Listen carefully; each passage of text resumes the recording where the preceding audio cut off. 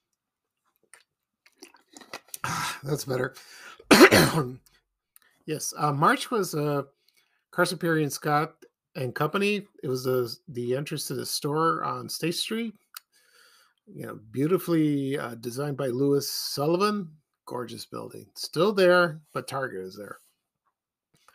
Okay, for April was a picture of a Chicago newsstand that was on the corner of West Randolph Street and South State Street, right across from Walgreens.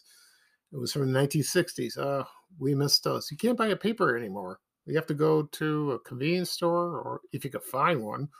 Most people read online, but newsstands I don't think they're around. They're gone. Okay, May was there was an ad for Salerno cookies. What's unusual about this one? There was a kind called Chip and Mint, which I never heard, but the ad was from 1961, and that sounded interesting because I love mint. Okay, let's see. June was a photo of Marshall Fields at Water Tower Place. They just closed that. Okay, April, May, June. Let's see. January, February, March, April, May, June. July was Ron Popeil. He just passed away this year. Famous for his products, Mr. Microphone, Glass Froster. I'm trying to read on top of it. The Egg Scrambler, Pocket Fisherman. Wonderful products. Still used today. Okay, and let's see. In August was a menu from John's Garage. It was a restaurant. It was at Fort City Mall. Also at Woodfield Mall in Schaumburg and Hawthorne Center in Vernon Hills. And I think that was one in Fox Valley. I think so. Okay, and September was it was the Sears store at Woodfield Mall in Schaumburg, and they just closed it. And that was the last department store in Illinois. And Sears is still around. You could buy. You have to go online because I remember one time I bought a vacuum cleaner. I'm trying to find bags because I use them all up, and you couldn't go to the store and buy them. You had to order online. So I went on Amazon and I ordered it. I placed the order and it was shipped to my house. So that's the way it is. October was an article about the closing of Riverview Park. And let's see, November was an ad from Polk Brothers, and they advertised, the appliances. They also had Christmas trees and also the famous Santa Claus and Snowman light, the display light. You put it right in front of your house. And I always wished I had. I have a snowman and a snowman, but they're not from Polk Brothers. They're almost similar to that. So. And last but not least, December. I don't think I mentioned December because it was too early. So my first one was going to be, it was called a color tone electric rotoreel that you place by your Christmas tree. If you have an aluminum tree or silver or white tree, and you turn this on, and it displays all these kaleidoscope colors, and it looks gorgeous. And it was like a big thing in the late 50s and early in the 60s. And that was from Sears, and it reached 54,986 people. Well, that is not the number one post in December. Now it's a photo I posted about a day ago, and it's a picture of a Jack in the Box restaurant located on South Archer Avenue and Narragansett Avenue by 55th Street near Kennedy High School. And a photo was taken in 1975, and in the background you see it was Jack in the Box, and then there was the Garfield Ridge Bank. I did mention it on the post. I apologize for that. And then there was the National Food Store. So you remember the big you remember the logo at the end, that color. It's beautiful, and that went off like crazy. And as we speak, it reached 73,644 people. That's a lot. So there you go. Those are my 12 most popular posts of 2021 on Van Chicagoland on my Facebook page. So thank you everyone for your support. And so more are coming. So, I'll start off the year in 2022 some beautiful things. We will see. Maybe some anniversary stuff. Too early to tell. Excuse me. So we will see. All right. The second thing I will talk about is the Marx Brothers and my memories of watching their movies on New Year's Eve. And a lot of people loved it. They missed that so much on New Year's Eve. If you don't like to go to parties or you don't like crowds, drunks, or you don't feel like going out, getting dressed up and going out to a party. It's nice, but a lot of people don't like that. They like to stay home or invite people over, have a nice quiet evening, and just watch the countdown on television. And but for me, I when I was growing up, I did go to a few parties. I also went sometimes my church, not my church, yeah, my church or my other churches I go to. They had New Year's Eve party, and they were fun. You have a nice dinner, you have some champagne, you meet some people, and then when the clock struck 12, everyone started dancing, the Greek dancing. Oh my God, that's something. It's nice. And then, but me, I'm not a party person. So what I enjoyed was watching the movies on Channel 9 featured the Marx Brothers. And did that, I think, started in the mid 70s all the way to the early 80s. And recently, I think Dean Richards from WGN Channel 9 did that. He showed a couple of them on New Year's Eve, I think 2 years ago. I could be wrong. And I recorded on my DVR and I watched them. And it felt like I was back to my youth. Oh, it was wonderful. I love what he did. That was nice. He hasn't done it this year, but who knows? It might come back. We'll see about that. So as for the Marx Brothers, they were born in New York, but they were raised in Chicago. They lived here for a while, and I found some very interesting history of it. And they moved from New York to Chicago in 1909. Their parents did, actually. The parents were Sam and Minnie Marks, and they lived in an apartment at 4649 South Calumet Avenue.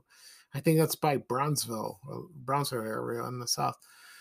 And for what I heard or read, the apartment building has been torn down, so it's a vacant lot. I think it is. Then they moved to a larger place. The address was 4512 South Grand Boulevard, which is now Martin Luther King Jr. Drive. Before that, it was called South Parkway. I remember that when I was little. And the house is still there. So if you take a drive over there, I believe there's a sign in front of the house, and it says the Marx Brothers lived there. I would love to go there and take a look at it and drive by and see it.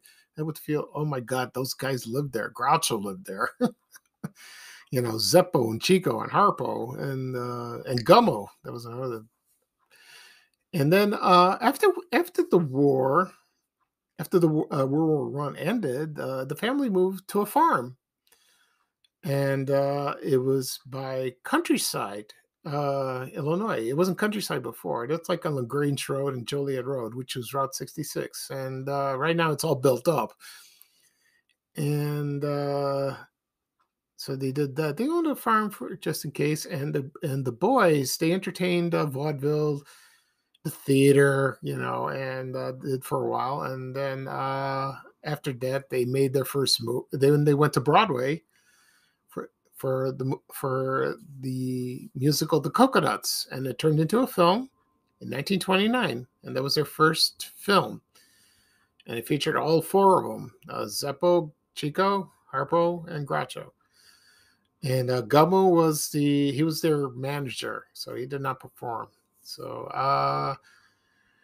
but it was not their first film. I did a little research, and their first film was called Humorisk. That came out in 1921, and it was like not a movie, but it was a silent movie. It was a short film, and it starred the Marx Brothers, but there's no print of that. So it's either been thrown out or it was just burned. And, but from according to sources, Groucho did not like it. He did not like the movie, but I wish they would saved it. That would have been fun. I doubt there's a copy anywhere. I don't think so. And that came out about 100 years ago, 1921. So that was really their first appearance on film. It was not the Coconuts. And then, so the Coconuts was based on a Broadway play from 1925.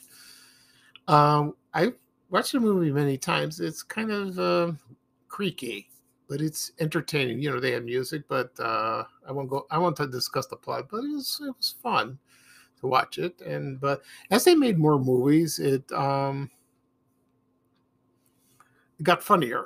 They got funnier. So the movies they did was for the ones that featured the four Marx brothers was the Coconuts, Animal Crackers, Monkey Business, Horse Feathers, and my favorite. Well, it's not my favorite, but I love it.